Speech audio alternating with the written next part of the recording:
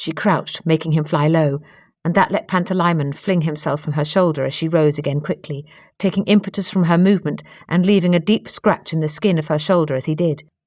But their aim was good, and he seized the demon bird in the air and bore him to the ground in a tangle of squawking, screaming, scratching anger. And from the house behind them came a high, wild scream, the voice of a witch. Lyra spun around to face her. Pan had the advantage of weight and power over the other demon, but it would be quite different with the witch herself.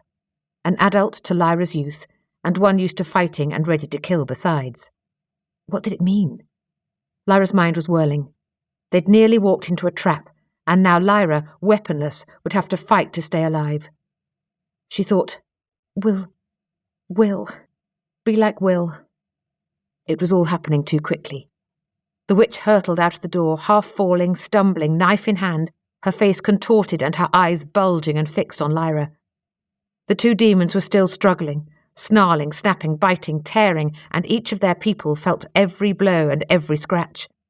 Lyra moved into the centre of the little street and backed away towards the edge of the canal, thinking that if she could get the witch to charge towards her. The witch's face was scarcely human anymore. It was a mask of madness and hatred, so forceful that Lyra quailed to see it. But she kept the image of Will firm in her mind. What would he do? He'd be still. He'd wait for an opening. He'd make sure of his footing. He'd be perfectly balanced. And she was ready, as the witch rushed at her, to meet her force with all the courage she could summon. But then the strangest thing happened, in a second or less. There came a dizzying blow to Lyra's head, and she staggered aside as a vast white shape hurtled past from behind her, straight at the witch. The air was filled with a monstrous rapid creaking of gigantic wing beats, and then before she could catch her balance, the witch was smashed back and down against the road by the full force of a swan flying full tilt. Pan cried out, for the demon bird was loose and twitching in his grasp. The witch, still just alive, was crawling towards Lyra, crawling like a broken lizard, and there were sparks around her, real sparks, as her knife grated on the stone. Beyond her, the swan lay stunned, his great wings spread out helplessly. Lyra was too sick and dizzy from the blow to do more than push herself up feebly and try to marshal her thoughts. But then Pan said shakily, "He's dead.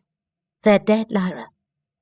The witch's eyes still bulged and glared, fixed on Lyra, and the muscles of her arms still held her top half rigidly up from the ground.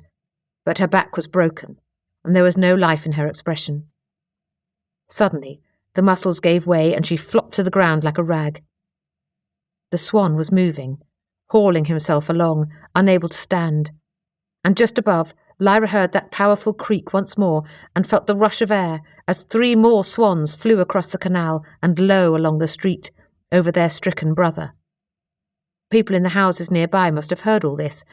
There must be faces at the windows, doors opening, but Lyra couldn't be afraid of that. She forced herself to her feet and ran to the fallen swan, who was beating his wings awkwardly and scrabbling for perches on the smooth road. Ignoring her fear of the stabbing beak, she knelt down and put her arms under the hefty bulk of him and tried to lift. Oh, it was so awkward, and he was full of fear as well, beating and struggling. But then she found the best angle, and he came up cleanly in her arms. Stumbling, clumsy, slow, trying not to step on his trailing, sweeping wings, she carried the swan to the end of the street, where the black water of the canal gleamed beyond the pavement. Over her head, returning, the other swans came past so low that Lyra felt the snap of feathers in her hair and felt the sound they made in her very bones. And then she was at the edge of the water, and she bent down, trembling with the weight of him, and he slid heavily out of her grasp and into the dark water with a splash. After a moment he swung upright and shook his wings, standing up in the water to beat them hard and wide, and then he sank down again and paddled away. Further along the canal, the other swans skimmed down onto the water one after the other, and swam towards him, faint white patches in the dark. Lyra felt a hand on her shoulder. She was too shaken already to be further startled. She merely turned, to see a man in his 60s with a dazed and ravished face and scarred, sooty hands. His black cat demon was close in conversation with Pan at their feet. "This way," he said quietly, "and you won't be caught up in anyone's curiosity. Now she's dead, the street will begin to wake up."